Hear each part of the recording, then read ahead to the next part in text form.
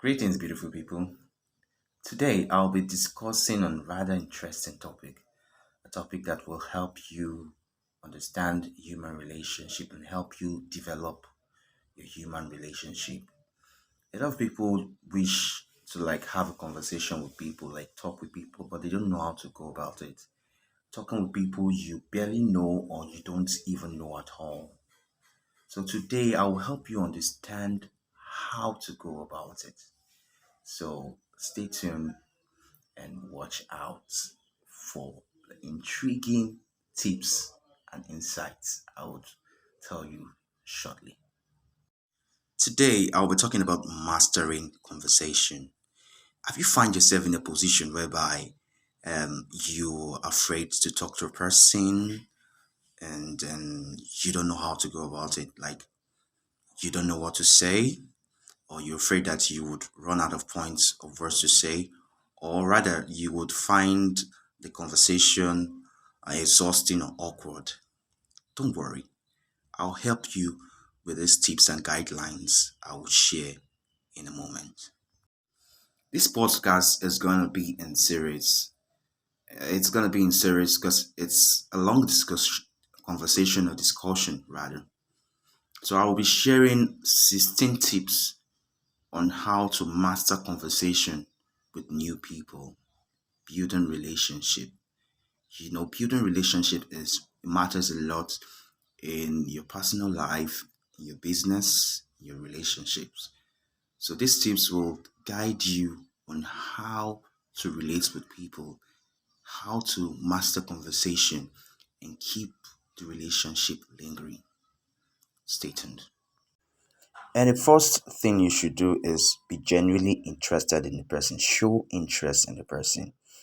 I would advise you to be interested in the person, like listen to the person's conversation rather than you trying to talk and talk. Pay attention to what they're saying, you know, listen to them, and they would perceive that you are interested in them. So they would give you audience and want to relate with you. So the first thing you should do is listen well, listen to them. And the second point is use FORD and avoid RAPE. Yeah, these are renowned guidelines for what topics you can generally effectively use when connecting with people. And what does FORD stands for? F stands for family, O stands for occupation, R stands for R stands for recreation, then D stands for dreams. So when you talk on these particular topics, it ignites passion and relationship. Then what you should avoid is RAPE, and R stands for religion, abortion, politics, and economics. So when meeting new people, avoid discussing about that, but rather choose to start the conversation with FORD, which stands for family, occupation, recreation, and dreams. Then avoid the other, which is RAPE, religion, religion, abortion, politics, and economics. It's a red flag when in a conversation with a new person. Another thing you should avoid is talking about past relationship. You should never talk about this except you are an expert in this field. And the third point is you are to ask engaging questions. Quit attempting to convey the whole weight of the conversation on yourself. Ask significant questions and meaningful questions that eases off the heat of you. Most people love to discuss themselves to give them a fair playing ground. Give them the privilege to share their interests, opinions, and stories. They will leave the discussion feeling like you were an incredible listener who is interested in becoming closer or more acquainted with them. Here are three guidelines and questions that leads to significant connections. These are the three guidelines. And number one is ask provocative questions. Questions that have easy response with single word don't make discussion to be open. You understand? Just asking simple questions like, have you eaten? Those kind of things that would give you direct response, don't lead to a lingering connection. So you should initiate an atmosphere where the other individual is made to think their answer and give you before they give you. You understand? They have to ponder and think about, like, instead of asking, have you eaten? Just ask, what would you like to eat? Then they will think before they give you a response. And the second point is you have to be creative or unique.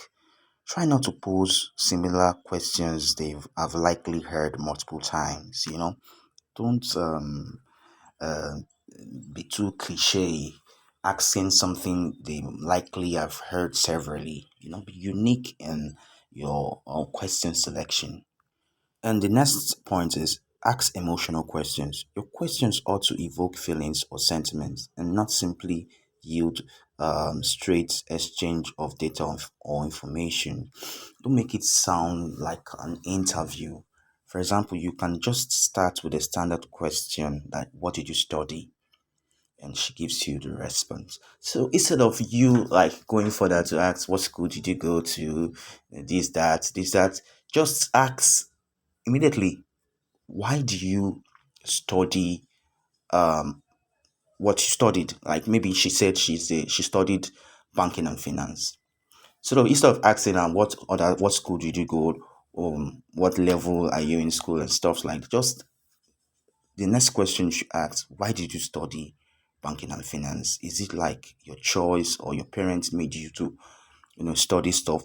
That question will make her also to think before she expresses herself, and the conversation will keep lingering. I would like to stop here for today, and you should watch out for the part two of the series coming up tomorrow. So all these tips and points are coming from my upcoming book titled The Art of Hypocrisy. The book will teach you on how to initiate conversation with people, how to market goods to people, how to strike a perfect, a professional conversation, how to know the reaction of who you're conversating and the next thing to do. So it's a rich book, and when the book comes out, you should buy. But for now, I'll try to give you excerpts from the book, things you should expect from the book. Thanks for listening, and have a wonderful day.